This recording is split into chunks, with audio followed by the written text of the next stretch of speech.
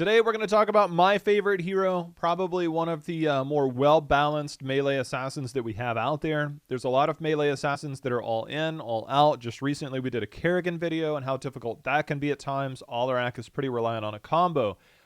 But one thing that Qhira brings to the table is a healthy hero or health pool, and also the ability to have different talents for different situations to stay in a game. That's not to say the other melee assassins don't, but Qhira's far more consistent, far more reliable. She is, however, dependent on skill shots, which actually make it more difficult. So if you can get your skill shots down, the rest of the kit makes up for itself, as opposed to the other ones where you're kind of all in on your talents or your abilities. Qhira, I think, is pretty good overall for many different reasons. Trying to get your carnage, your whole aspect of everything is using your blood rage. Your blood rage is your main thing, basic attack and ability damage, which means that, as per usual, if you've watched all of my videos, you should be busy auto-attacking no matter what. This is going to add the bleed stacks, which can stack up to 5 times. And this is also your form of healing. Damage and healing is increased by 50% per each additional stack on that hero. And a lot of this comes down to, when we get to the talents, when we get to everything, is that sometimes it's going to be better to hold on to that W than it is to use that W. The amount of healing you can get from a Qhira is actually insane. Because you have the iframe, when you're using your revolving sweep, does make for some interesting interactions. Your grappling hook, which you can use if you're swinging around, and you can use that D. It's another form of mobility. So you have a lot of mobility. You have a lot of ways to survive. You have a lot of damage. It's kind of weird because a lot of it is just, I'm trying to set up combos with my revolving sweep. I'm trying to hit as many targets as I can unless absolutely necessary, or I can single somebody out with my revolving sweep. Then I can use my blood rage. So for that, Qhira does a lot of stuff. She's known for being a setup person, staying in a fight, but she is the executioner. A lot of her talents down the road says she does more damage to low health targets. You heal more off low health targets, and your final strike, believe it or not, does 25% increased damage against heroes who are below 50%, which is a pretty large amount. Think Furnace Blast that can hit everybody in a straight line on a 40-second cooldown. Which is pretty nuts when you think about it. So let's talk about Qhira and kind of what makes her good. We've seen a lot of changes. Now, first off, I want to go by saying I don't even know if there's one set build for Qhira, because I do believe there is a place for her auto attack build. I do believe there is some merit to going Q at level 1, which is something I do from time to time. Fatal Wounds, however, I think is still going to be your number one pick. While at maximum stacks, Blood Rage's bleed deals 40% additional damage to enemy heroes under 50% health. You're staying on top of a lot of targets. You're trying, actually, you know what, hold on, we got to make sure we switch over here. That's not there either. You know what, we're not even going to edit this out. We're going to leave it all here. So Fatal Wounds is here. This does take a long time to complete. They've nerfed this a few times. After damaging heroes with Blood Rage's bleed damage 200 times, which does take a little bit of time, the duration is increased by 2 seconds. And the reason why this is so important is that you're going to be active on a lot of heroes, right? So your Blood Rage is active for 4 seconds. As long as you keep attacking, it keeps refreshing. Your Carnage is on a 6-second cooldown. So now you have the ability to try and keep uptime on this. And the reason why this is so important, the extra time is so important, is not because you're just necessarily trying to do more damage. What you're trying to do is do more damage over time. That's obvious with this. But what it really comes down to, in my experience from Qhira, is that it means that I can keep that up on more targets. I can continue to spread it around. And because it's going to be on those targets longer, if I'm auto-attacking, hitting my Q on multiple targets, that means bigger heals as well. So I'm getting more damage, but it also means the more active I can be, the more consistently I can keep this up between my Carnage, between my auto attacks. Blood Rage now can last on several targets multiple times, allow for my E to come back on cooldown, allow for me to grapple out in certain situations, but more importantly, the idea that I can tag a bunch of targets and then press W over, because I have more time. I have a bigger window to do that. So I get the bonus damage, which is inherent with this ability, but it also impacts my healing. So if I can get them down even further over a longer period of time, I keep more dots up on them. My talents later are going to help synergize because I'm going to heal more. So now you're talking about, instead of healing like 30 to 40% of your health, now you have the capability of healing 60 to 80%, all while doing more damage. And that's what Fatal Wounds does for you, is that it does more damage to lower health targets. It has higher uptime, which means more damage overall, and it means more healing, which is why this is such a complementary piece to your playstyle to do more and more and more. This helps execute people better, it helps do more damage in a team fight, and it helps you stay alive longer, which is why Fatal Wounds is the general number one. I actually don't mind maximum effort if you pair this with the level 13. It gives you additional burst damage onto that target plus a slow.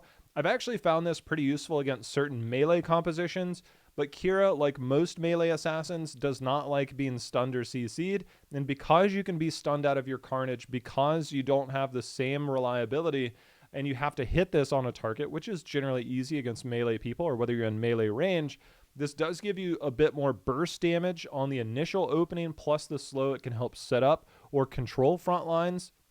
Getting cooldown reduction later can play into that, but maximum effort, I don't mind it. I just think Fatal Wounds is a far more consistent, far more reliable, and a more well-rounded talent. Maximum effort does have a place.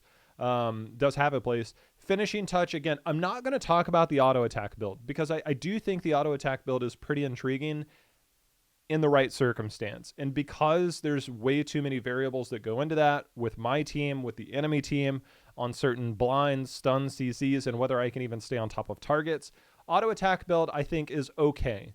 But if you're looking to really try and play Qhira on a more consistent level, on something you don't have to really say, you know what, I need to figure out every perfect scenario where this is good, I don't really like this. A lot of her damage is going to come by way of stacking, getting the damage, setting big combos up, and then pressing W.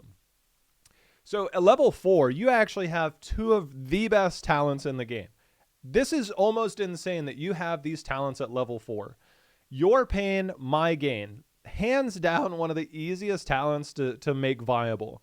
Basic attacking an enemy hero causes Qhira to gain 10 armor for 3 seconds, stacking up to 3 times. You can have 30 armor just by smacking a tank a couple times. That's it. That's all you have to do. So to have 30 armor is actually insane for the majority of most games.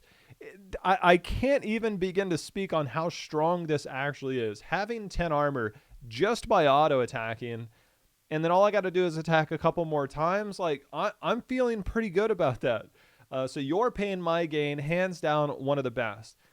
If I'm going against a Zul'jin or a Greymane or a Raynor or a heavy melee comp, right? I can have one of those heroes, but if they have like a Kael'thas on the other side or Jaina, I like 30 armor more. If I'm going against a heavy auto attack team, this is a very, very good talent. Damaging at least 2 heroes with Blood Rage, which again, if you're Qhira, you're on top of the melee at worst.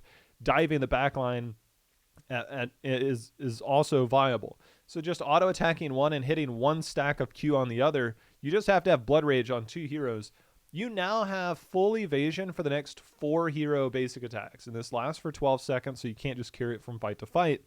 But having a 4 charges of block against a Zul'jin, against a Raynor, actually works good. Against a Lucio, a Tassadar, a Tychus, maybe not so good. You got to be careful on when you pick certain block talents against heroes that have high attack speed. Even a Sylvanas has a 1.67 attack speed, so it's not always going to be the best one, which is why your pain, my gain is one of the best level 4 talents in the game, if not the best level 4 talent in the game.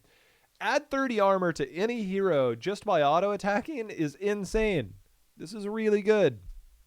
Now, level 7, 13 tend to have some different feelings from different people in terms of what they like and what's actually good. Siphoning Link, if the situation is right, I get it. I don't mind it. It just means that you have to have a lot of enemy heroes that group up a lot. Healmonger, however, goes back to the whole premise of your level 1 talent with Fatal Wounds. If Blood Rage damages an enemy hero below 50%, it heals for an additional 190 health. Now imagine you've been stacking, you have more duration on your Fatal Wounds, you have more of it spread out. This now becomes a massive heal, and I'm talking about ancestral levels of healing if you're living in a fight, you can keep that uptime on your Blood Rage. You have multiple heroes dotted up. Assuming you have any damage from your team, you're getting big heals. And now things look really good as a Qhira because you're doing a lot of damage in these fights. You're healing for a lot of it. And Healmonger can be really good because it is a pretty significant heal. As long as, like, even having two heroes dotted up that are below 50%, you press W, that's a substantial amount of healing. I actually don't mind the Thirst. Anytime it damages an enemy hero, your basic attacks deal additional damage, which means more damage to a particular target, and you restore 50% of the total damage dealt as health. This can stack up 10 times. I actually don't mind this because this means more initial damage onto a target. If you're using your E to engage, you hit them with a Q, and then you auto attack, that does mean more initial damage to that.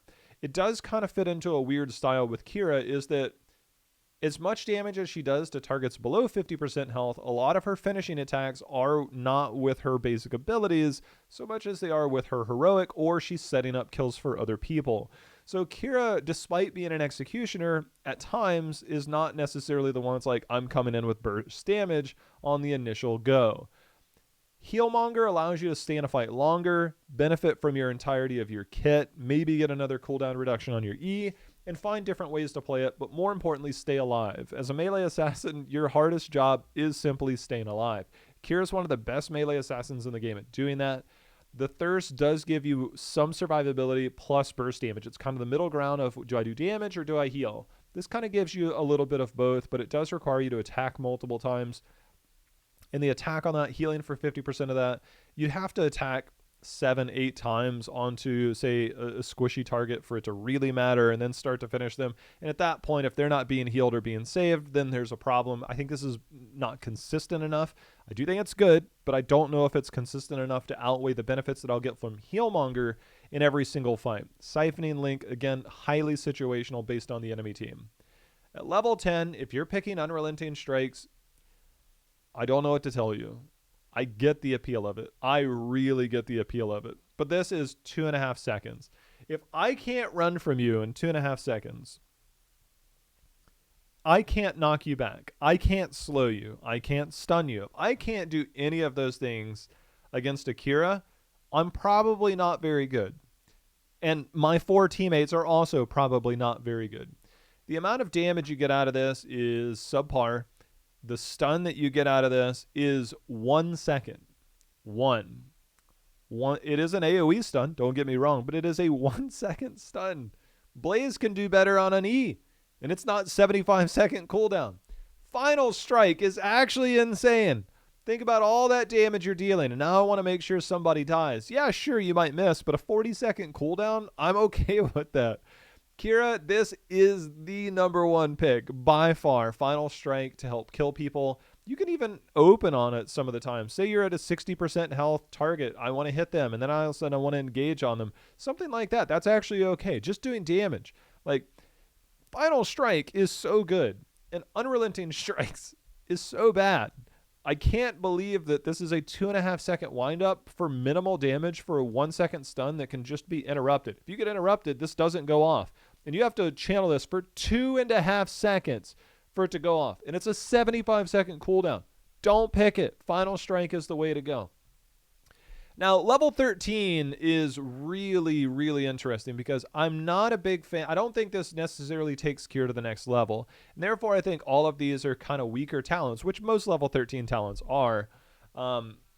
Pulsing Pain, again, situationally, I think this can be good. Each additional enemy hero hit by Revolving Sweep causes the primary target to take an additional X damage. This will scale.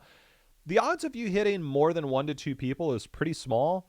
And most of the time, you're going to revolve, try and move them around and knock them back. But other times, there's going to be times where you just go directly in. And so if the enemy team can't dodge that, then you might get 1 or 2 additional stacks. That means more burst damage on a priority target that you're moving to the opposite side and knocking them back into your team. That just also means that you're revolving longer and giving the opponent further time to walk back, which is sometimes why it's hard to do like a full 180. So because of that, Pulsing Pain can have a good effect or a bad effect. Chainsaw, this is the one I mentioned with Q build at level 1. I actually don't mind this because it gives me more damage, more initial damage, and it allows me to stack up a little bit easier. If I can just hit one person with my Q, getting this cooldown reduction feels really good. It's on a 3-second cooldown, allows me to spread more. And then the Hunted is another good one here. Basic attack in an enemy hero increases your basic attack damage against that hero by 25%, stacking up to 4 times. Again, I do think there is merit to an auto attack hero build. I just think a lot of it is around playmaking, keeping your carnage up, keeping your blood rage up, and then doing damage to an initial target, which is where Pulsing Pain comes in. And Chainsaw comes in. I think both of these kind of rely on the enemy team. Chainsaw, I like if there's not a lot of CC and I can continue to press Q on multiple targets, which means more spread damage. I can just auto attack somebody because this has faster cooldown reduction when somebody has maximum stack. So even if I only hit them for 3 and I auto attack them twice, this now has 100% faster cooldown reduction, which means I can now do more damage, which if you went Q at 1 does kind of synergize a bit, and it makes it pretty easy to do more burst damage onto a target. And remember, this is a 2.5 second slow. Your Q at that point is on a 3-second cooldown, and therefore you can almost have 100% uptime. So Pulsing Pain I think is really good. Chainsaw I think can be pretty decent. I think both of these are good, and the Hunted is kind of reaching. Now 16. How do we justify one talent over the other? There's actually 2 here. There's 2 talents, and one of them is pretty much the premier talent. The other one is the, I hope the enemy team just has a tank that sits on the front line, and that's okay. Booming Kick is phenomenal. Normally when somebody gets tethered, their first instinct, unless they're Johanna, Leoric, or Garrosh that can go unstoppable, they walk away, and they generally walk towards their team. If I can get a stun onto 2 targets, I feel pretty good about that. Increase the stun duration of revolving sweep reactivation by 0.25 seconds. Enemies around that target are now also affected. So now you have a 1-second stun on an AoE stun on your E. Sound familiar? You don't even have to charge it up, right? Booming Kick is like a heroic at level 10 for Qhira, except if you pick Final Strength. Booming Kick now gives you that possibility that you were looking for at level 10 at level 16, and it's on a lot less cooldown. So normally people are going to be running. This is going to be starting in fight. So if I can stun targets, that also means it's much easier for me to E than Q multiple targets. And everything that I've been doing, from hitting multiple targets, getting them blasted down, getting fatal wounds, getting all the different things that factor into getting blood rage onto multiple targets, which means more healing, more life, more damage, everything about it, Booming Kick brings that to the table. Now, if this was 20 or 25 armor reduction, I think we could have a more debatable story. 15 armor does mean that if I E somebody, I can either E them right away or I can E and go around and bring them back. It does make it a lot easier to justify if my team can help blow up that one individual target. If I'm playing with a Garrosh, it's going to toss somebody backwards. I don't have to maybe move forward. I can just sit there and hit whoever's behind me. And so now this makes it very appealing to blow up an individual target. I think Lingering Ailment is pretty good for that reason, but I also think that it's probably less reliable in terms of getting more value than you would for Booming Kick. If I'm a melee assassin and I can AoE stun 2 targets for 1 second, I hope that one of my tanks has any type of follow-up CC, or I'm following up on CC. My ranged assassins probably have some type of skill shot. And if I can lock 2 people in place for 1 second, I hope that somebody on my team is following. Even if it's 1, that's still pretty good. Lingering Ailment gives me the possibility for single target blow up. Booming Kick gives me a lot more playmaking potential. Now, level 20 is so interesting because I actually think that they're all fairly decent and underwhelming all at the same time.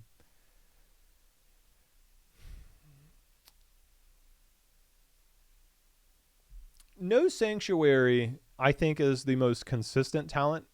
Nearby enemy heroes below 50% health are revealed, and you gain 20% movement speed when a hero is revealed to you, which means it's a lot easier to stay on top of targets. Additionally, and this is the big one, you deal 20% increased damage to these revealed enemies. thus going back to the concept of Qhira being the finisher in a lot of situations. She is here to get people down and then murk them.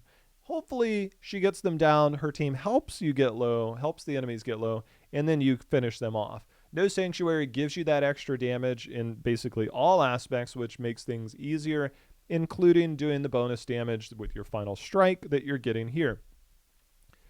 Which the final strike upgrade increased the damage to enemy heroes under 50% from 25% to 50%. So this is still a finisher. This is, again, because it's a 40-second cooldown, means that you can use this often, but at level 20, big fights do come into play. The more interesting part of this is you get a reset. If an enemy hero dies within 1.5 seconds of being hit, then reset the cooldowns of Final Strike and all of your abilities, which does make this more intriguing because it means that you can kill and then move on to the next. Think Greymane with Go for the Throat, except this one you can use from range and you can slightly miss. So if you miss, this is kind of a dead talent. No Sanctuary is going to always be available as long as targets are below 50%, which at any point will definitely happen. Utility Belt is kind of an interesting one because it has a very fast cooldown reduction, which means that you can get more playmaking potential. The weird part about it is if you haven't taken damage within the last 5 seconds. As a melee assassin, you're probably not going to get much value out of this. This means you're in full retreat mode and you're just running for your life, or you're just trying to set something up between fights. I'm not a fan of this one, okay? It is reset, right? So Grappling Hook is reset when hitting an enemy hero with the initial impact of Revolving Sweep. So you do get a reset. But because both your E and your trait are on 16 and a 25-second cooldown respectively, I'm not a big fan of this. I have seen people use this. I think the more consistent nature is No Sanctuary. Unleash Potential is if you're really feeling good on maps that are not more spread out, maybe has more chokes to where you know that you're going to get more value out of this. The extra damage can do more. The cooldown reduction or the reset of abilities can also be pretty good. But I think No Sanctuary, always going to be good, always going to be the safe pick. Unleash Potential if you feel like pogging out. Silent Killer, lol.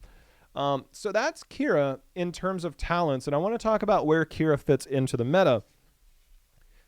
Qhira can solo lane, but if she's a primary solo laner on a map like Brax's Holdout, which she's actually not bad at, believe it or not, Dragonshire, maps that have very dedicated solo laners, I actually think that Qhira starts to lose her value. She can be a solo laner. If your team drafted 2 ranged assassins and one of them is not Phoenix or Zagara, you now have to consider that you are the solo laner. It's not fun. It's not sexy. Nobody gets to do anything exciting. Nobody's going to see if you make any type of cool play. But Qhira actually does skirmish incredibly well. Post level 4, you can pretty much handle your own with those level 4 talents we talked about. So because of that, Qhira is okay in the solo lane. I do think that she's much better in a 4-man, gank squad roaming, helping to set up kills, enabling the people in the 4-man because her kit allows her to make such big plays right out of the gate. Her E alone is a game changer to be able to latch onto somebody and move that around. Qhira does fit in, I think, on most maps or in most compositions. If you early pick Qhira, I think the things you have to worry about are going into a Johanna, going into a Leoric. This kind of goes for Maiev as well. Indomitable Garrosh at level 4. You might tether onto somebody, but the minute you get around to the enemy side, they pop their unstoppable, and now you're stuck in enemy lines without ever eating back to your team. Which means that if you do get caught against the Johanna or Leoric, you have to now consider that it's more okay to E onto somebody and almost instantly reactivate before they can use that unstoppable. It's better to get that stun in and at least set it up. You're still on your side. You didn't get the big cool swing around, hit a bunch of people, knock somebody back moment, but you're also living and you're still doing damage and trying to set up for your team. So there are times that you have to be careful with Qhira because of moments like that, because you can now find yourself trapped. Heroes with mobility also make that difficult. Going against Lucio compositions means that they can probably get movement speed and move away and drag you further into enemy lines. So even if you do full sweep around. So a lot of heroes that have mobility do make it difficult to latch onto, which makes it a little more iffy in terms of what you want to do. Heroes that you can latch onto that do have mobility that are pretty cool, it's actually something like Phoenix, to where I'm going to latch onto a Phoenix and then I'm going to try to reactivate to cancel his warp out. If I can cancel his warp, that generally means he's a dead hero. So for Qhira, she does have some counters just due to the mobility of other heroes or the nature of unstoppable for some of the heroes. So for that reason, Qhira can be a little bit rough in certain drafts. She's not overly broken to where she's going to pick early. She's not even that common in a lot of my games at multiple levels. So because of that, I think Qhira can really fit in, right? I have 3 accounts. I'm on this Smurf here, and a lot of it feels like I could pick Qhira into basically every comp. At higher levels, I wouldn't be able to get away with that. So you do have to be a little more choosy, but Qhira, she skirmishes incredibly well. She can always set up a big play. If you miss your E, it does feel really bad, but that's when you rely on your auto attacks and your Qs. Even if you miss your Q, you're still going to get value out of your level 4 talent just by auto attacking. That's why I said it's a little more forgiving because of that level 4 talent alone. Again, that level 4 talent, one of the best level 4 talents in the game. So it does mean that Qhira can skirmish in the meantime, wait for cooldowns to come back, and then have that viability in a team fight. And that's why Qhira, I think, is very well rounded because of that, because E is a very long cooldown. And if you miss that or you mess that up, you've got to be able to stay in the fight another way. Her kit allows that. Maybe not perfectly, but it does allow you to stay in a fight, to continue to have an impact, and then eventually get that cooldown reduction. Or hope your team is there, you're surviving long enough, and your final strike comes in. All the other stuff that you're thinking about, or unrelenting strikes, or all this other weird stuff you've considered, it's not worth it. It's not as consistent. It's very hard to pull off. And even if you pull it off, it doesn't even make it better. So for Qhira, I think a lot of that does work when it comes to maps, though. When you're looking at maps, Alterac Pass, kind of there, because you know you're always going to skirmish. Volskaya can be good. Braxis, I'm not a big fan of. Again, if you get caught in the solo lane, that's pretty rough and boring, but you do have that capability of being a solo laner. Warhead, not a big fan of. Infernal can be okay. Tower's good. Battlefield, actually surprisingly not bad. Tomb of the Spider Queen, I'm okay with. Again, she doesn't have a lot of wave clear. That's one thing that she lacks. If you're wondering, like, well, she sounds like a really good hero overall, like, why am I not picking her more? She doesn't have great wave clear. She can skirmish well in a lane, which makes her 1v1 okay. But she doesn't clear the wave well. She doesn't do well against certain objectives like that. So Tomb of the Spider Queen can work. If you're in a 4-man and you have a good wave clear. All of those maps, the more open maps, are a little more difficult. Maps that rely on camps, she doesn't do camps well. She doesn't clear well. So a lot of those things do make it difficult. I think she's good on Dragonshire to help in the 4-man. Again, if you get stuck in the solo lane, that's part of it that comes with the territory as a Qhira player. But overall, Qhira, I think a fantastic hero overall, fits into a lot of compositions. You can generally get her mid to late and feel really good about her in the draft. Her kit is really good. Utilizing your revolving sweep and your grappling hook are the two hardest things to do. Your grappling hook can help you get onto a target to do a little more burst damage and also get back on top of a target. Somebody's getting away and they're getting low. I'm going to go and then I'm going to use D on them and then I'm going to Q. And if my E is available, then I can use it. Generally, I want to open with my E, not my D. My D is normally my I need to live, this is bad moment.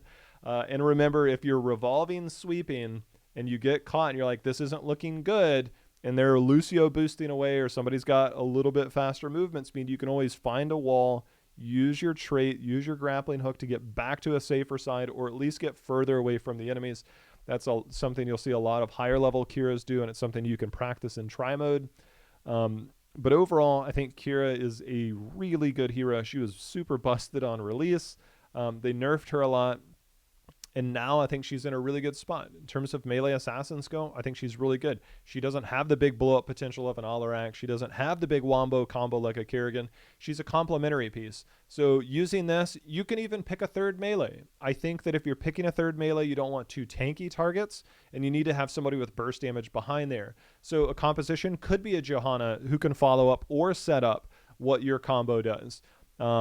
Pairing that alongside a Thrall can be really good. Pairing that alongside a Leoric might be a little weird because you're going to be lacking in damage, and then you might have to consider some different talents unless you have some big burst behind you. So if it's like a Johanna Leoric and you Qhira, Qhira doesn't exactly bring the same amount of damage on a consistent basis, thus making Qhira a little more difficult to justify. So you do have to gauge those things on, if I already have 2 frontliners and neither one of them do much damage, or they can't really set up kills like a Garrosh, right? If a Garrosh can toss somebody behind, yeah, we've got more time to kill them. Johanna control, Leoric control doesn't look so great. So there are certain things to consider in drafts. She doesn't fit in everywhere. If you need damage, she's kind of that mid-range damage. If you don't have big damage behind you and your front 2 don't do a lot of damage, Qhira might not be a great pick. And you're like, oh, I played well, but we didn't kill anybody. And it could just be the fact that you didn't have damage. Then you can start to consider different talents like maximum effort. Then you can start to consider different talents overall, maybe auto-attacking, the thirst, and start to get that extra 2 to 5 to 10,000 damage that you might have been needing to get over the top of those fights. So that's Qhira. There's a lot to her. I think there's a lot to unpack when you look at a hero with 2 forms of insane mobility, an iframe, and the availability to stay alive with her level 4 talent. So she can be pretty high level. I think she's easy to get a hold of, really hard to understand. Like if I'm in a fight and I'm dotting a lot of people up, am I pressing W early? Because if I press W early, my blood rage is on an 8-second cooldown. I'm at 75% health and I press W. You're probably pressing it at the wrong time. I want to make sure and dot a lot of people up with my blood rage, get those stacks, and I'm okay. I want them to be under 50% health so that I can heal more.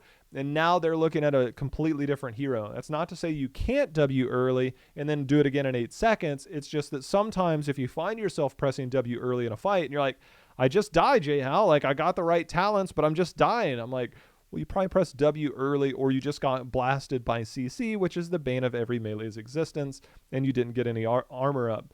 That can happen too. So balance your blood rage well, balance your activatable on that. When you want to use that, get the healing or do damage. Am I finishing somebody? Am I getting them below 50% health? Am I waiting until they're below 50% health? Am I using this at the beginning of the fight? Or am I using this waiting until I can get a big heal, which is generally better?